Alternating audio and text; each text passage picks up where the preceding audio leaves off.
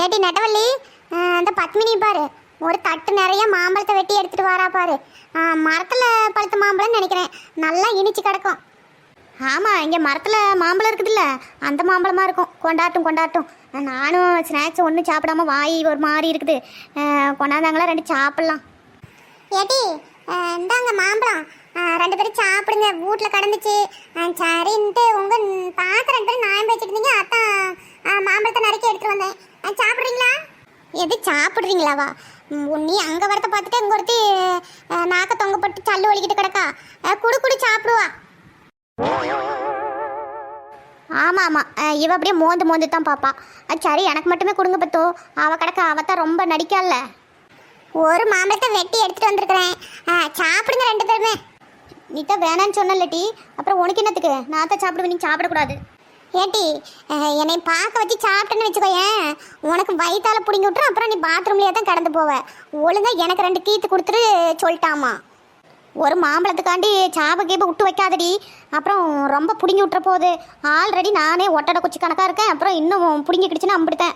ஆமாம் பின்ன, நீ கொடுக்காம சாப்பிட்டீங்கன்னா பிடுங்கிட்டு தான் போவோம்.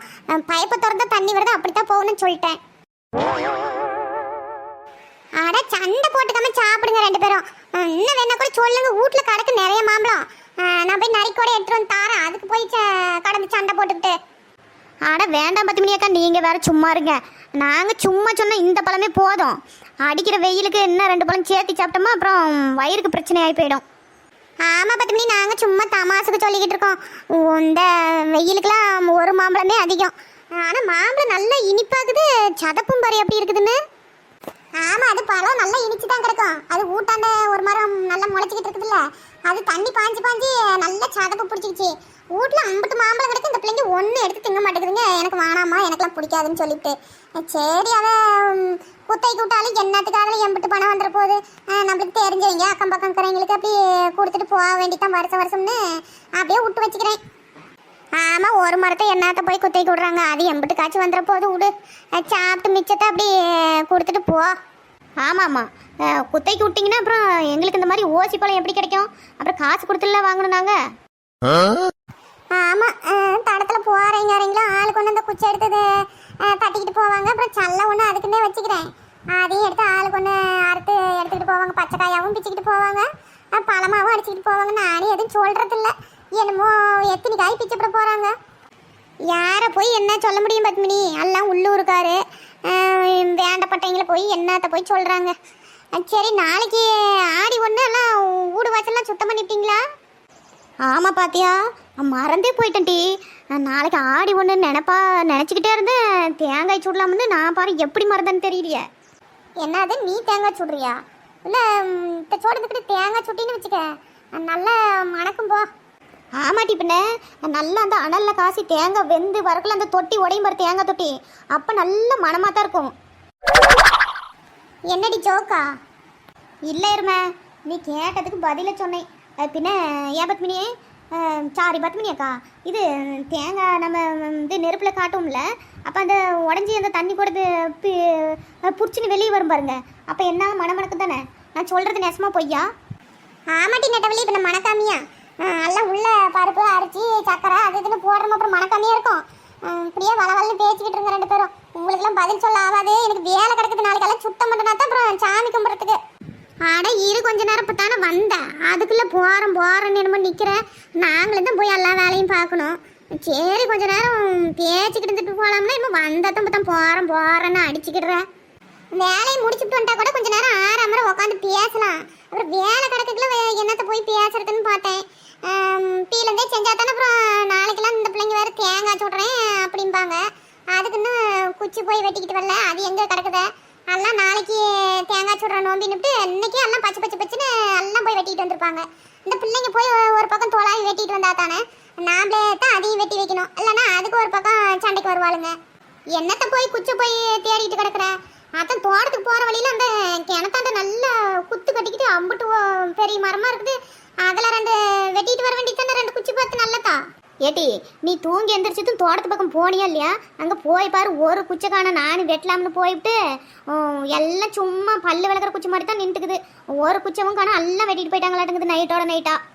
ஆமாம் பாத்தியா நெட்டவள்ளி, ஒரு குச்சிக்கான 2 நாளைக்கு முன்னாடி பார்த்தா நல்ல நீட்டு குச்சா நல்ல வந்துச்சு. சரி இன்னும் 2-3 நாள் கிடக்குது அப்புறமா வெட்டிக்கலான்னு பார்த்தா இப்போ போய் பார்த்தீங்கன்னா 2 பல்லு குச்சி மாதிரி இந்த தொடக்கம் குச்சி மாதிரி தான் நின்றுக்குது. இந்த தேங்காய் சுடுறவங்க கூட வெட்டிட்டு போக மாட்டாங்களாட்டுங்குது.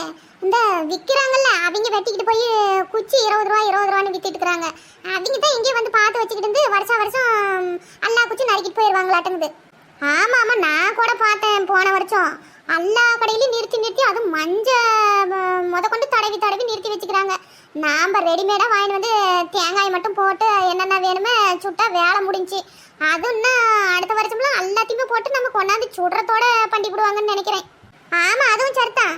இன்னும் இருக்க அப்படித்தான் விற்பாங்க. அப்புறம் ஜனங்களும் வாங்கிட்டு வந்து யாரா குச்சி தேடி தேங்காய் தேடி அதுக்குள்ளே போடுற பொருளை தேடி பண்ணுறதுக்கு காசு கொடுத்து வாங்கிட்டு வந்து சாப்பிடுவாங்க.